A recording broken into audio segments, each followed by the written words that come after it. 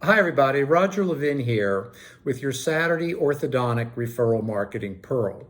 In this Pearl, I want to talk to you about the subject of competition, which is certainly directly related to orthodontic referral marketing. The real question in competition is where are we now and where are we going? But I'm going to start with where we have been. Orthodontics, and Levin Group's been consulting to orthodontic practices since 1985. It's hard to believe, but we've literally consulted to thousands of orthodontic practices since that time. And we found that most practices did very well and heavily because of the economic law of supply and demand. If you have enough demand for your services and a low enough supply, you don't have much competition. Now, there's always been competition, and you've always been focused on other orthodontists in your area who you know, and you think about them occasionally from a competitive sort of standpoint. But the fact is that the reason most orthodontic practices did well, we didn't see 20% every year having bankruptcies, we didn't see startup orthodontic practices that then went under, is because there was a high enough demand and a low enough supply. Now, my view of where we are now is that we're at what's called an inflection point or tipping point. Malcolm Gladwell, in his wonderful book, The Tipping Point, kind of popularized that term, which meant that something could be happening and it's not a big deal, and then it gets a little bigger and a little bigger and a little bigger, and then you hit a tipping point.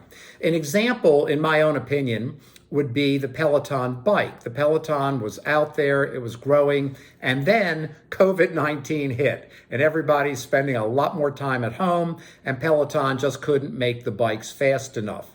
So not only did it accelerate sales and change, but there was a tipping point where the Peloton became, a very important, for many people, must-have exercise piece of equipment. Maybe that's not the world's greatest example, but I wanted to give you the idea. Orthodontics right now, I think, is at a tipping point, and here's why. Over the last 6 years or so, we have seen an increase in competition between orthodontic practices.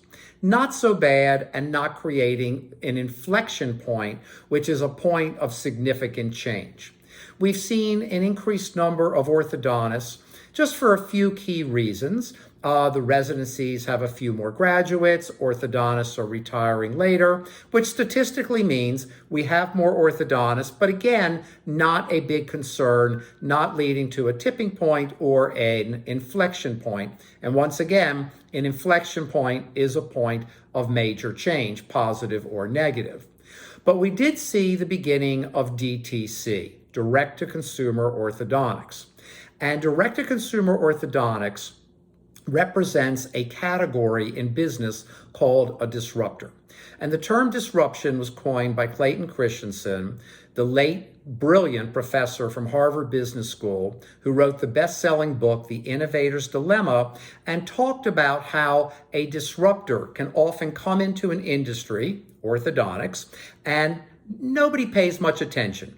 Then they make a little more noise, they get a little bigger, and very often you look at them and you say, well, the quality is not that good, they're never going to make it. You joke about them, why would anybody ever take them seriously? And then typically you ignore them. That's the standard process.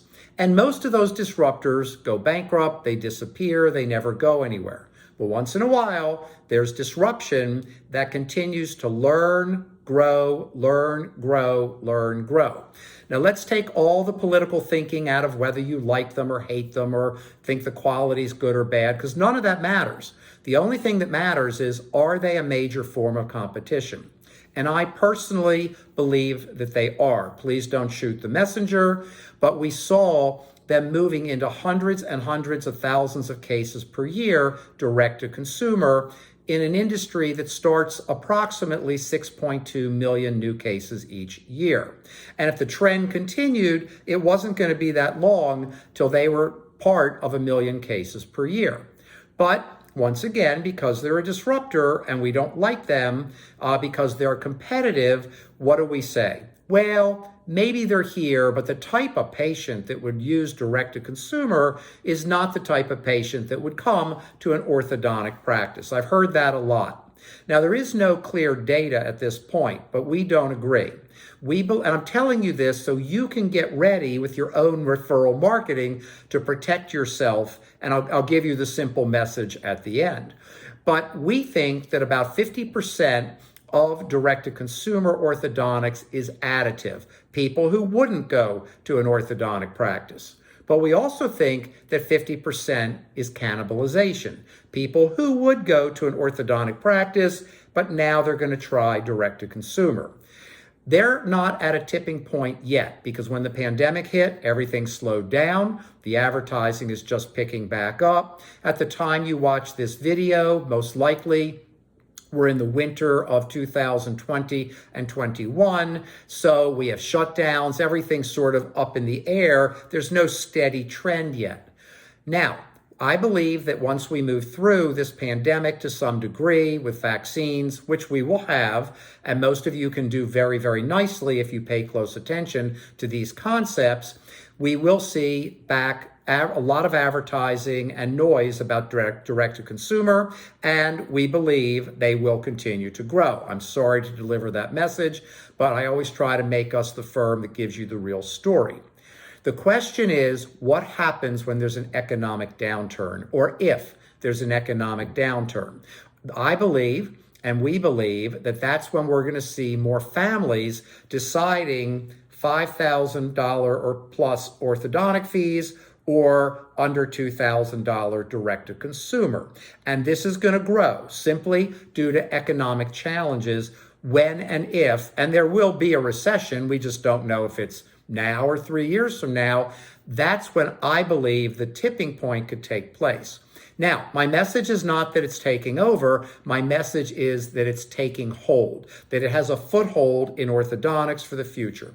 Let me add to that the current market leader is now offering services and working with general practices and orthodontic practices to distribute their product, as well as two of the largest DSOs. Enough said.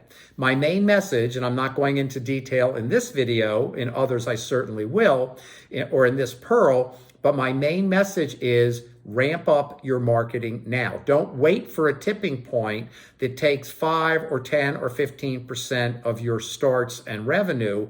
Start building your referral marketing now. As always, it's patients, parents, social media, referring doctors, and community. The 5 focus areas that I'll keep harping about. I hope I'm not harping in a nagging negative way, but I want everyone to realize that if you're going to build a referral marketing program, you need to build it in all 5 areas. As always, we wish you orthodontic practice success and increased practice referrals.